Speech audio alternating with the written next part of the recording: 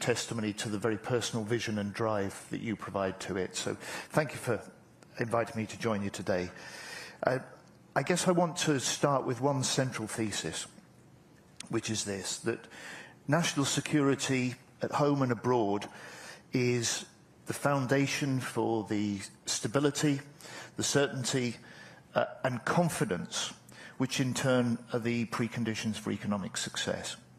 And my aim is to align the imperatives of strong national security with a high growth economy, ensuring that defence, in particular, contributes fully to the government's #1 mission, which is to secure higher economic growth throughout the UK.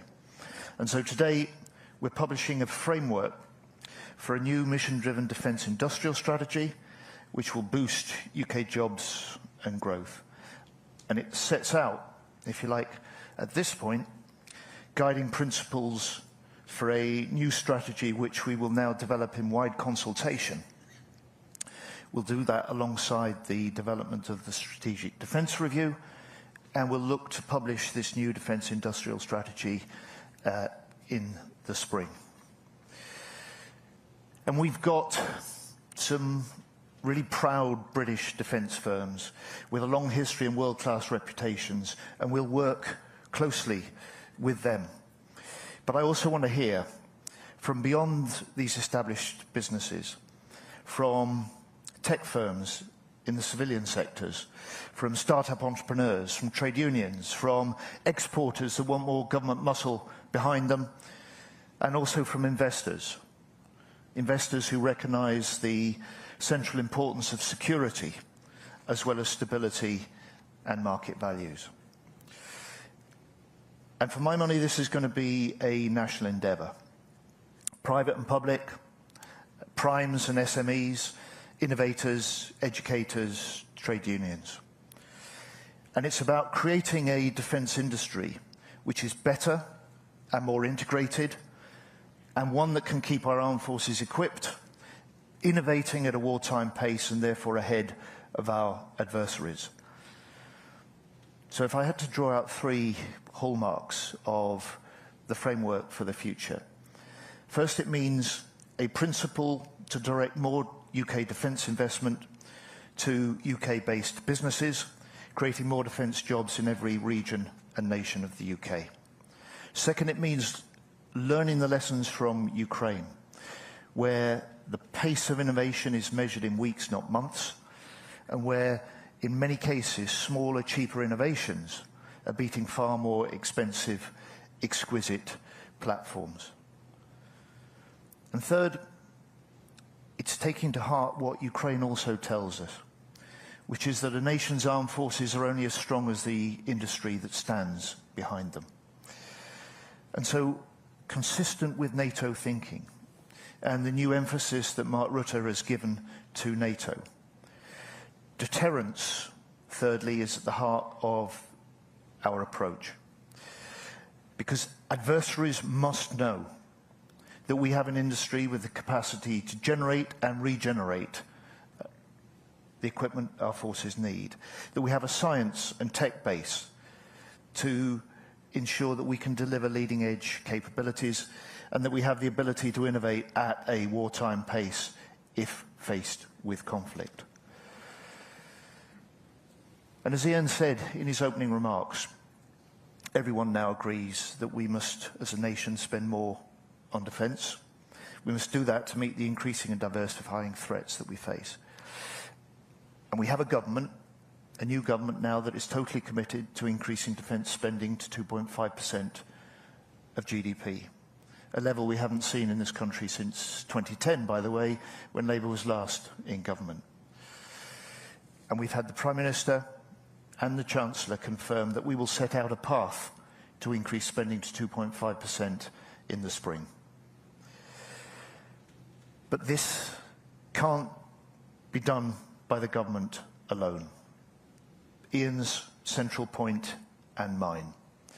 We need investors, we need innovators, we need industry working together with government, and that is at the heart of the new defence industrial strategy. So the framework sets out a requirement for longer-term partnerships with industry, longer-term market signals, and redefined relations. At the heart of it will be a new Defence Industrial Joint Council, and at the heart of it also will be what I would call a reset or redefined relation between government and the sector. So today, for the first time, we're staging wargaming with key industry players. So we, together, will look to understand better the decisions that will be required of government, that will be required of industry in order to be able to sustain our warfighters on the front line when supply chains are disrupted or when we may be faced with extended conflict.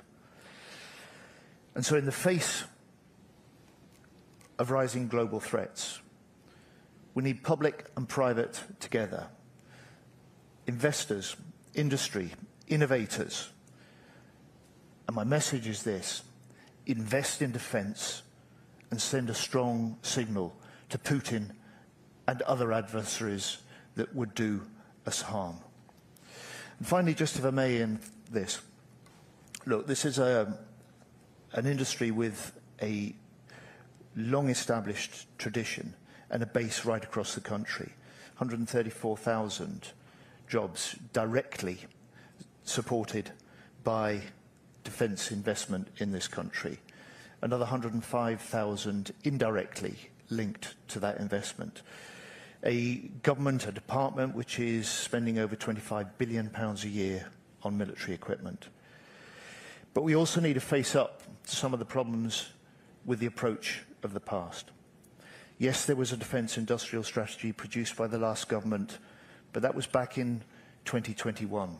It was before Ukraine. It's not been updated, unlike the European Union and the US, that in the last year have produced an overhauled, updated defence industrial strategy. Now's the time for us to do the same.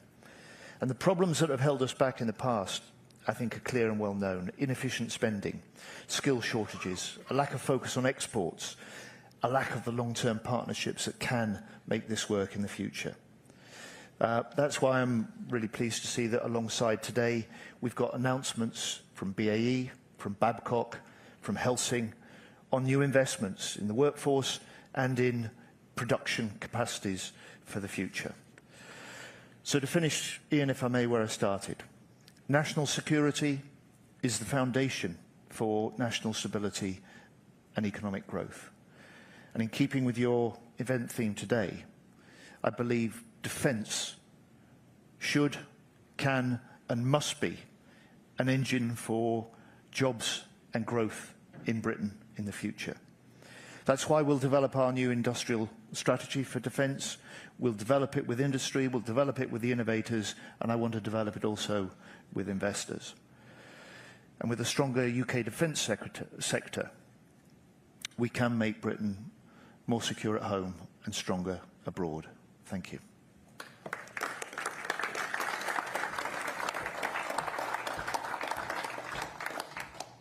Well, thank you for joining us today. I know you've got a very busy diary, and there is, to put it mildly, a lot happening in the world, so it's appreciated. I mean, firstly, just on this war game idea, wargaming with industry, investors, trade unions, what can people here expect? How's it going to work in practical terms? Well, this will be a first. It won't be the last. It's a way of bringing those significant decision takers and players in the industry into the some of the intelligence assessments that we've got, some of the scenarios that we consider and work through within defence. And with that, in a sense, share the definition of the challenges that we may face. And like any sort of wargaming exercise, it's dynamic. So over the period that it lasts, we will develop the scenarios that industry and government will face, the sort of disruptions we can expect to supply chains, the sort of demands that we might see in developments on the front line.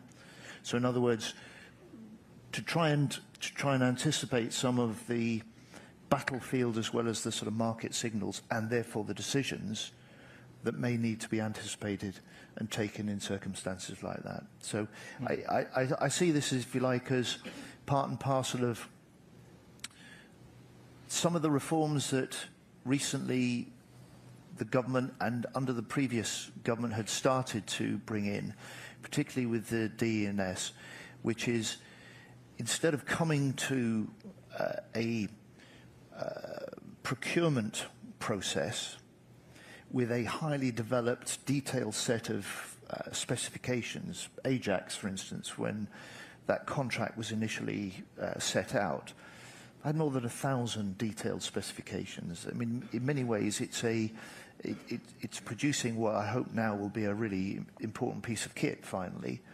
But this is not a process in the modern world, particularly with the nature of warfare changing, particularly with the development of technology so rapidly accelerating, that can work in the same way in the future. So we'll appoint a National Armaments Director. You'll see a wholesale change of leadership of this, and increasingly you'll see part and parcel of this sense of, right, here are the threats we face, here's what we think we need in terms of the technology and the capabilities to defend ourselves and to hold at risk adversaries and strengthen our deterrence. And it will then be a question for more of a dialogue in developing some of the solutions that can come from that. Yeah. I mean, you mentioned supply chains there. We have a whole session this afternoon, a closed session on economic security with John Bew and others, and we'll also be joined by your colleague from business, Douglas Alexander. I mean, there are some pretty glaring gaps in our national resilience on steel and chips, for a start. I mean, how are we going to improve the situation? There are some glaring gaps, and in many ways, they're a reflection of what have been glaring gaps in our thinking in the past. And I think, in many ways, Ukraine has been a wake-up call across the board, not just in the way that the nature of warfare has been changing so rapidly, the absolute demand that it puts on us for technological development and the ability to continue to do that. But it's caused us to think, particularly in the context of growing Russian aggression, a wider alliance of aggression with other states, and some of the wider global tensions. It's really caused us to think afresh about those sort of gaps. And if you've got John Bew and Douglas Alexander together this afternoon, you've got two very good thinkers that will, I'm sure, help lead a very good session. And I hope you'll produce a report from it. I look forward to that, Ian. We'll try. Now, I mean, deterrence, and you talked about deterrence and sending a signal to potential adversaries. Do you think the signals we've been sending in recent years are strong enough? No. And thinking about our industrial capacity, its resilience, its agility, its ability to rapidly scale up, we've simply not been geared to the sort of challenges we could face. So in the UK, look, hats off to the previous government, particularly to Ben Wallace. He made the decision to supply NLAWs to Ukraine, shoulder-fired anti-tank missiles. They were essential in those early days. But it then took the British government 287 days to put in place a contract for further production and replacement of those. That production has only started in this year, 2024. It exposed the gaps because we never really considered that we might need to do this in the future. We'd taken a punt on the post-Cold War peace dividend, and we've woken up too late to some of the building threats over the last decade. We don't have that time to waste now, and the defence industrial strategy that I want to develop over the next few months in this wide consultation, drawing on the expertise that we can, will be part and parcel of creating the foundations also for being able to implement the main conclusions and recommendations of the Strategic Defence Review that we expect in the new year too. And do you think, I mean, the public debate on this, I mean, you talked there about the need for a great national effort or enterprise. I mean, how far away from it are we from the public actually having an understanding of what's at stake and what's required here? I mean, one of the most encouraging things I think about the British public, if we take Ukraine as our immediate lens on the challenges we face, the British public have been remarkably hospitable in the way that we've embraced, and many people have taken Ukrainians into their homes and still support them. Secondly, the British public have largely been united in recognising we need to stand with Ukraine. It's partly that I think they recognise that Ukraine is fighting for the same sort of values that we hold dear, a country that believes in itself and wants to be able to make direct decisions, its own direction, individual freedom, and ultimately a sort of stability and peace and success. But they also recognise, and I think we, and certainly politicians and policymakers have a responsibility here, can do more to help people see that Ukraine is essentially the front line of defence of the UK. And people get that, but I think we need to reinforce that. Now, the Secretary of State has agreed to take some questions from the floor. So have your questions ready. We've got time for a couple. But just before we do, I just wanted to ask you about the wider context, money. I mean, these things always come down to money. We see the threats increasing daily, threats to critical infrastructure, cyber, hybrid warfare, deep concern on the part of our Northern European allies on Russia's actions, plus everything else that's happening. And there is, you've got the Strategic Defence Review. The position, as you said, is a commitment to 2.5%. Announced in the spring in terms of a timetable. But aren't we moving rapidly geopolitically, considering the change that's coming on the other side of the Atlantic, into a world of very tough choices where reality is just going to dictate something like 3% or even higher, maybe? Well, reality for any country must take into account also what that country can afford, the general state of its economy and its public finances.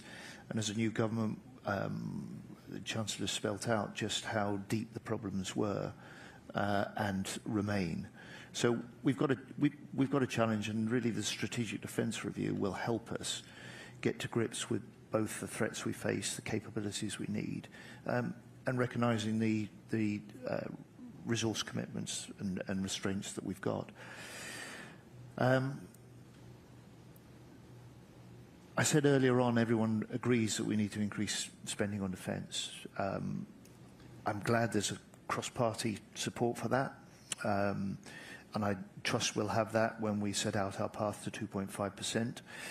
It's good that we've got 23 of the 32 NATO nations now spending the 2%, very much a flaw.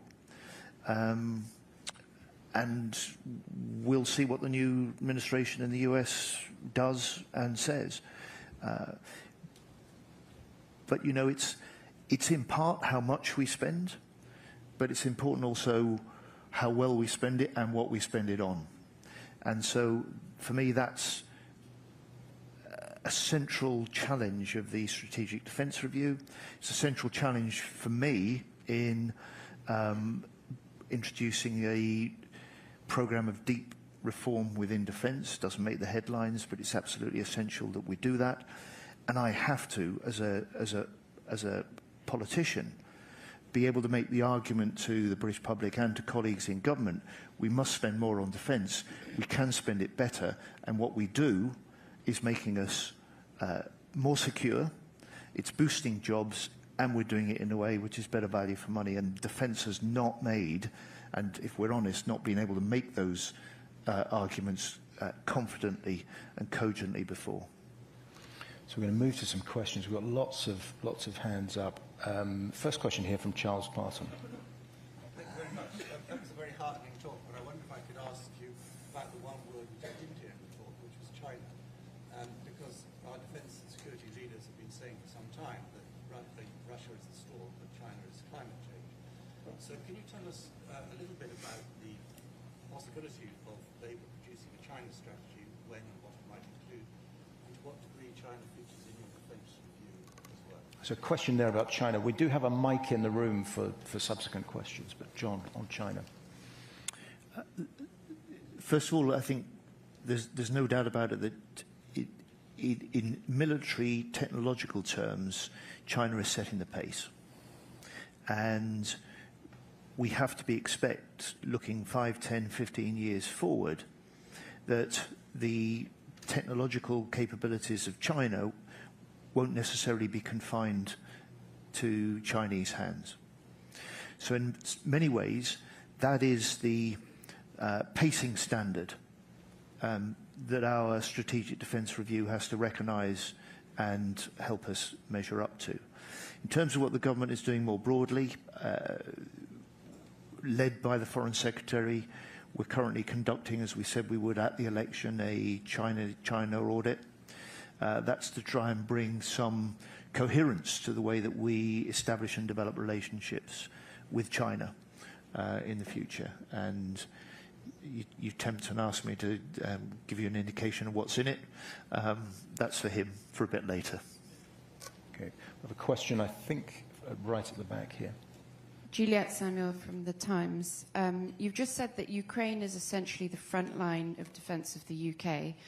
There have been suggestions over the last few days. Zelensky said he might be prepared to cede some territory temporarily, and there's been suggestions that a buffer zone could be policed by French and British troops to end the conflict, or at least to pause it in a sustainable way.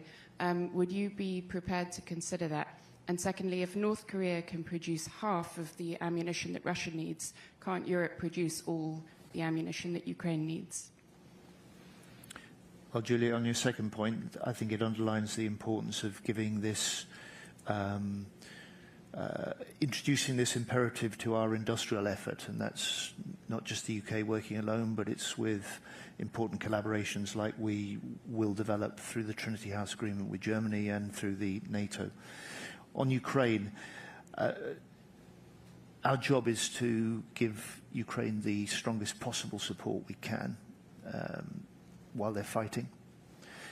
They're doing the fighting. They get to call how and when the talking starts. Our duty then will be to give them every support we can at that stage. It's for them to decide how and when they start to talk.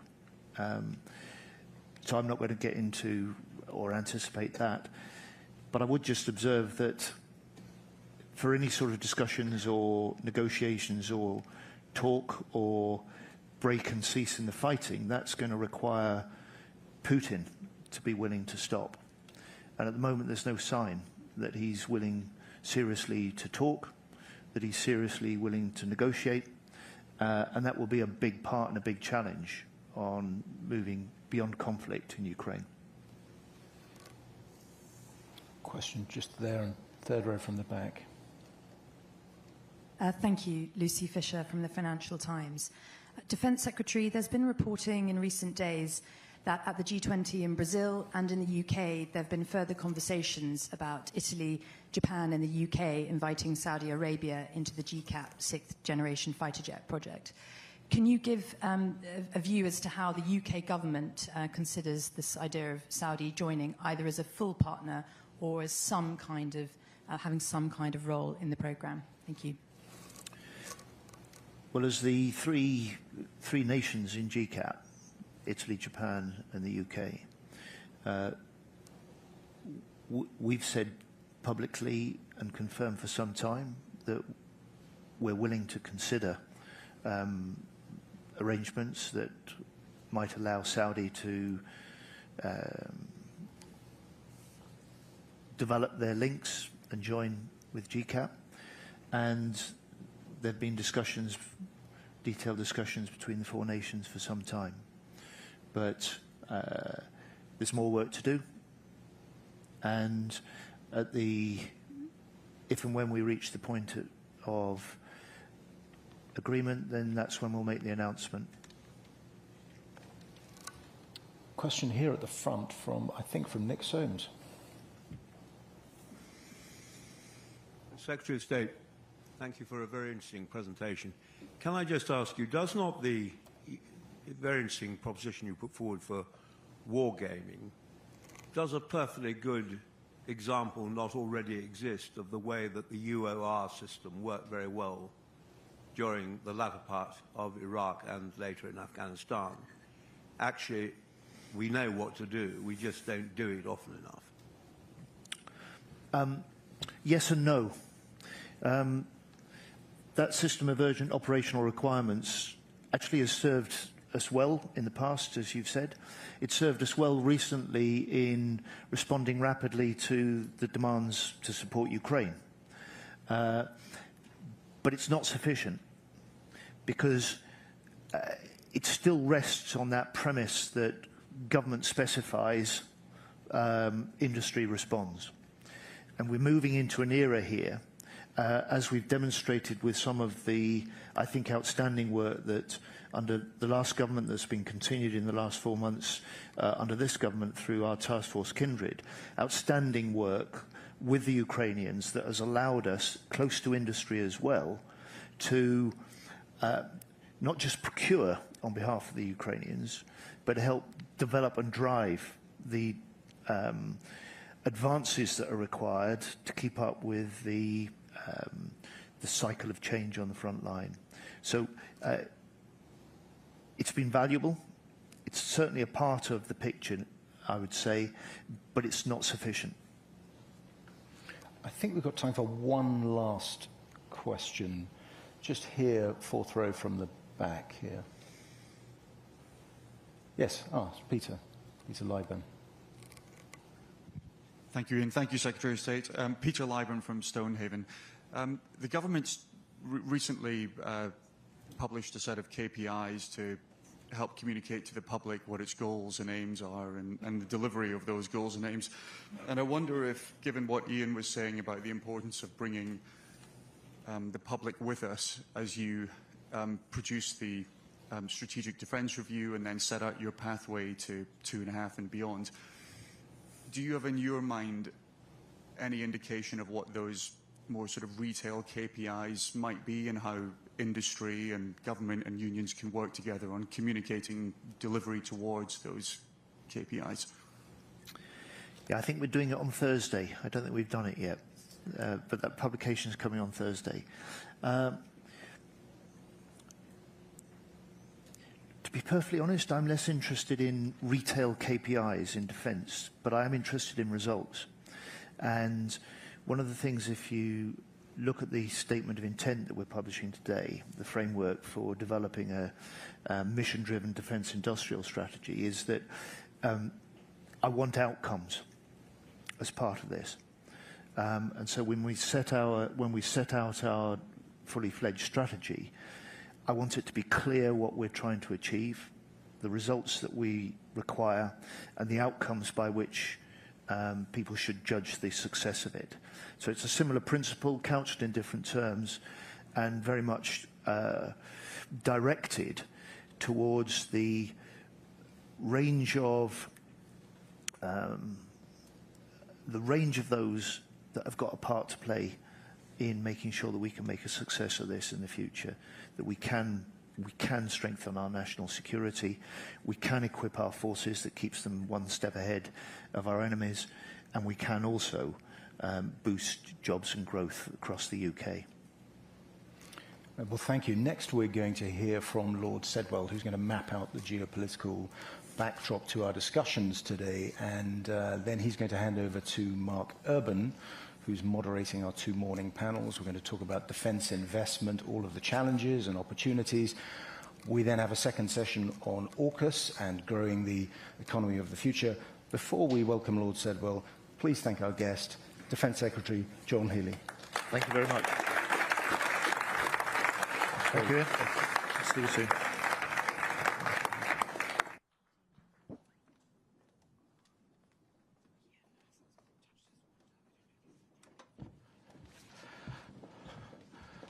Well, I'm glad the whole audience isn't leaving.